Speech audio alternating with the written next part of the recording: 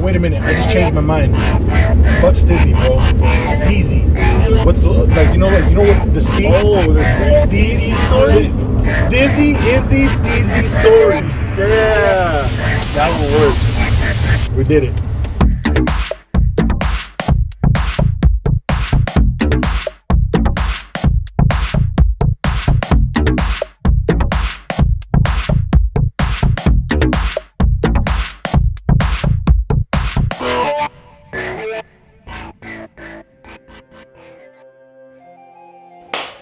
My sleezys and my steezys. This is Izzy, Dirty Berto. and this week we're talking about ayahuasca. Let's get right into it. Yeah, so let me set you guys up. We're in Iquitos, Peru. This is the day before. We talked about it before. We were there for a wedding. The day before, we go to a travel agency. We meet up with someone who works there who's connected with the shaman. We're gonna be there for a full 24 hours. We leave today, so this is a Thursday. We leave early morning, like 8, 9 o'clock.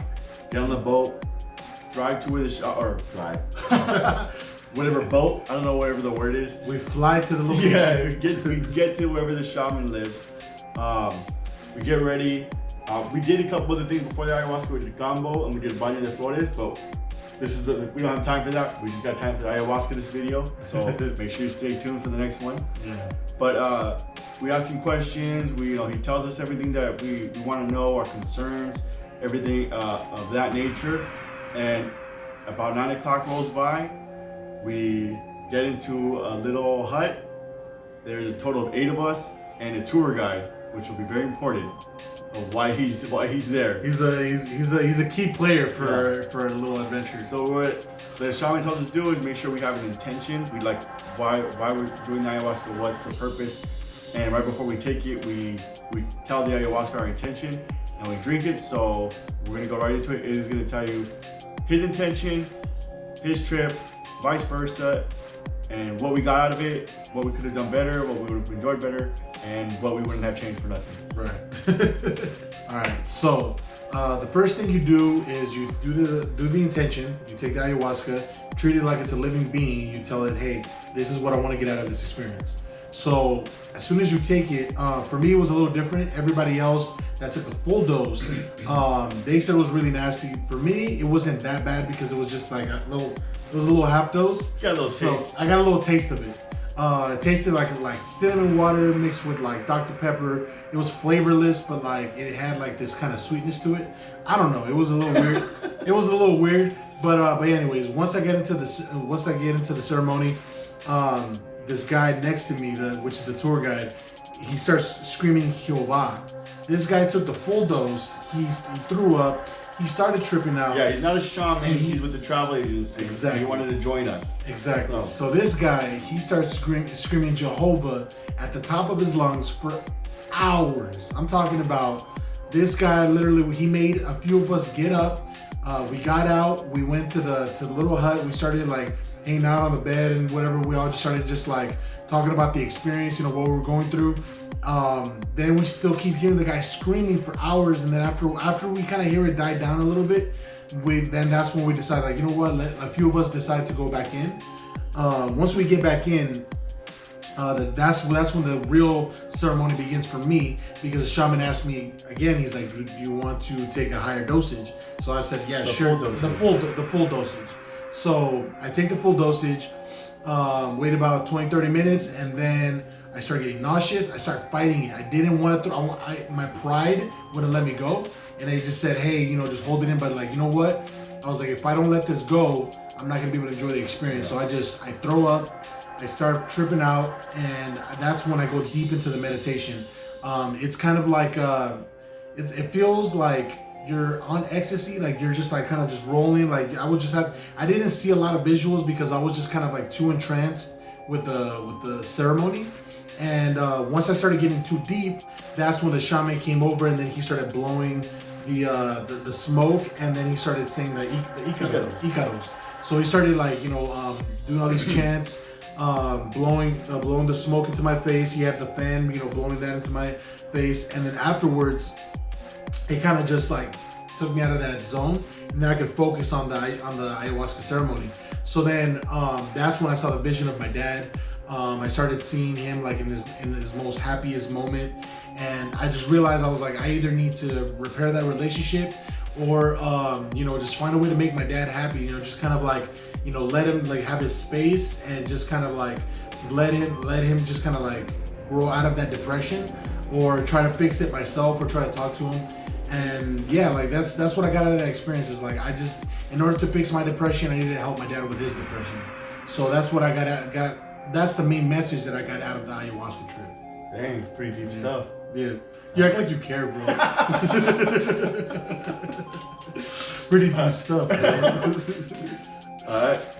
Alberto, your turn. What did you see? What did you experience? Alright, so yeah, you did my intentions. My intentions were pretty much I wanted to feel fresh, I wanted to feel determined again, I wanted to feel motivated, driven, like a lot of stuff that I felt like that's kind of like just deteriorated over the years. Mm-hmm. I wanted to get that back. I wanted to feel, like I wanted to feel 100% me.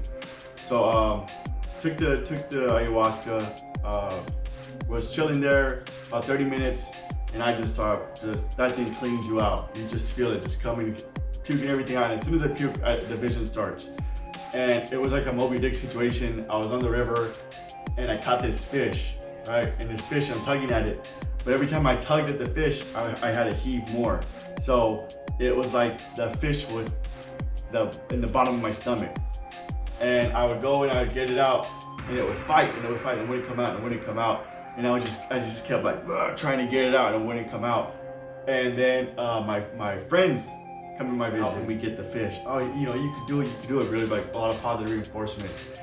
And then my family's there, and then they go and they help me out, and more positive reinforcement. Mind you, the whole time, remember the guy we talked about earlier, Jehovah? Yeah. Jehovah? He's yelling as I'm puking. So I didn't realize the reason they affect everybody else and not me is because I thought he was part of my trip. I thought Jehovah was helping me or something, like do this crisis. So my family helped, and I'm like, I almost got the fish. I'm almost there, and we get it onto shore, and I'm about to kill it, and then my little sister's next to me, and instead of me killing it, I give her a spear, and she kills it. And what I pretty much got from that is, that fish was my inner demon, whatever the inner demon was in my life, and it takes friends and it takes family to help you out. And to get over that, that's what they're there for. And everything that I'm learning to fight my demons, I can pass on to my little sister, so she doesn't have to deal with them. Right. And also, I forgot to mention, I did ask to see my spirit animal, and it was a gorilla. And it was just a quick flash, like my whole trip's happening, and just like a quick boom, like a quick image of a gorilla just chilling there was there, and I'm like, oh, that must be my spirit animal. That's the one. And it's a really enjoyable trip. Like you kind of mentioned it earlier, the shamans are helping you out the whole way. Just like when I'm heaving and I was having a lot of trouble, like they're coming over there, they're blowing tobacco, they're doing their chants, the Iquitos, we can play some through them. Some Iquitos, so let's do a little set of Iquitos right now. And then they're blowing smoke in you, they're blowing smoke, and they kind of help you like guide you. That's the whole thing. So that was pretty much my trip in a nutshell. And then we just enjoyed the rest of the late evening or early morning, however you want to look at it, with the shaman and chilling. Yeah. After the trip, I felt pretty amazing. I felt like I was ready to take on the world. I had so much energy. I just so much clarity. That's the best way I could put it. How did you feel? Honestly, it was just kind of like I went back to reality. Like I felt like the same old person I was before. I didn't have a come down. I didn't have like any negative outlook afterwards. And it wasn't like overly positive. It was almost like I realized what I already knew. I felt like I already knew it, and it just kind of like, it was a reminder. Like said like, hey, like look, you know what you have to do, you know the path, you know you're right, now go do it. And now you have to like follow the path. Yeah. So what are some things that we could have done better, you would have done different? I already know one. What's number one? The tour guide. Jehovah. Next time we're not having Jehovah. He's not coming with us. Number two, number two, I would say, you know, just maybe a different group. You know, maybe just have like a different environment. Yeah. Like maybe nothing against the group. Like if the group was fine, it's just like maybe just have like a different, like a remix. Yeah, you know what I'm saying? Like a remix. You know, like having like have different characters jump into the play.